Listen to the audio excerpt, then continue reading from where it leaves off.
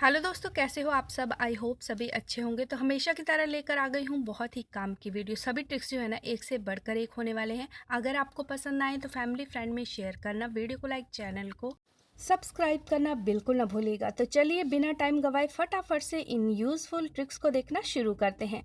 तो जो मेरी फर्स्ट ट्रिक होने वाली है वो उंगलियों के इन्फेक्शन को लेकर होने वाली है।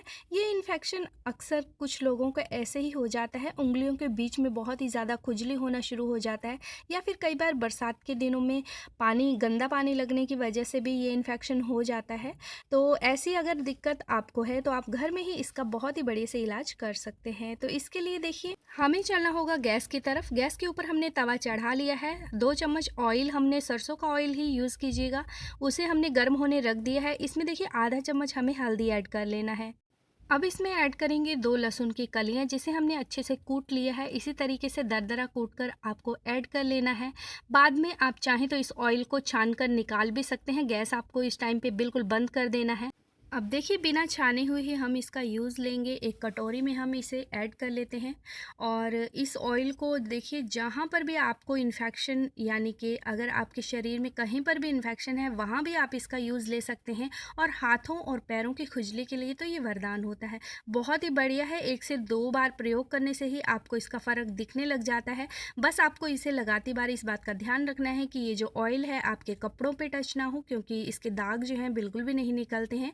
और इसमें हल्दी ऐड है तो आपको पता ही है कि हल्दी के दाग को निकालना काफ़ी मुश्किल हो जाता है। तो इस तरीके से देखिए आराम से इसका यूज़ लीजिए, बिना किसी दवाई के ही आप घर में ही एकदम बढ़िया हो जाएंगे। आई होप ये ट्रिक आपको पसंद आई है। तो चलिए बढ़ते हैं नेक्स्ट ट्रिक की तरफ, जो माचिस को लेकर होने वाली है।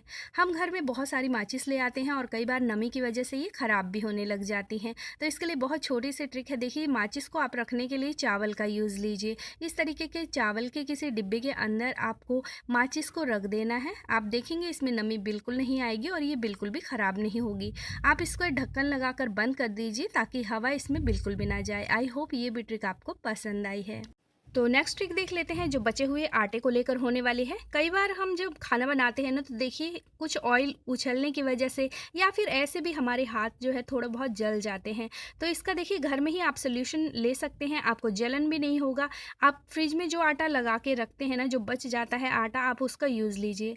मैं अक्सर इसी तरीके से जले हुए स्किन के ऊपर आटे को अप्लाई कर देती हूँ, जिसकी वजह से एक तो जलन का आपको बिल्कुल भी पता नहीं चलता है और आपकी स्किन में छाला नहीं आता है। ये ट्रिक काफ़ी कारगर है। आप इस ट्रिक को एक बार ज़रूर यूज़ करके देखिएगा। आई होप ये ट्रिक आपको पसंद आई है। तो चलिए नेक्स्ट ट्रिक देख लेते हैं, जो कुछ सब्जियों को लेकर होने वाली है। आपने देखा होगा कि जैसे ही हम प्लास्टिक के अंदर सब्जियों को कवर करके रखते हैं तो धीरे धीरे इनमें नमी बनना शुरू हो जाती है, जिसकी वजह से हमारी सब्जियां जो है ना वो सड़ना शुरू हो जाती हैं।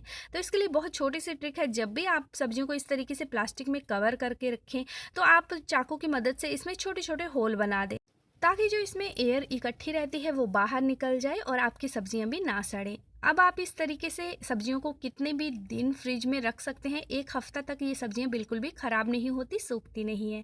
आई होप ये भी ट्रिक आपको पसंद आई है। तो चलिए बढ़ते हैं नेक्स्ट ट्रिक की तरफ, जो डैंड्रफ को लेकर होने वाली है। अगर आपके बालों में भी बहुत ज़्यादा डैंड्रफ होता रहता है तो आपके ये ट्रिक बेहद ही काम की हो सकती है। आपको थोड़ा सा दूध लेना है।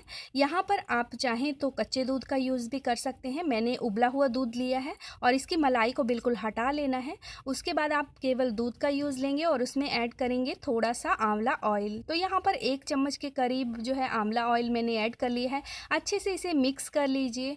तो हर तीसरे दिन आपको इसे अपने बालों पर अप्लाई करना है। आप देखेंगे 2 ही हफ्ते में आपके बालों का डैंड्रफ एकदम ख़त्म कर देता है। ये ट्रिक बहुत ही बढ़िया है और बहुत ही कारगर है। आप इस ट्रिक को ज़रूर यूज़ कीजिएगा अगर आपके बालों में भी डैंड्रफ होता है।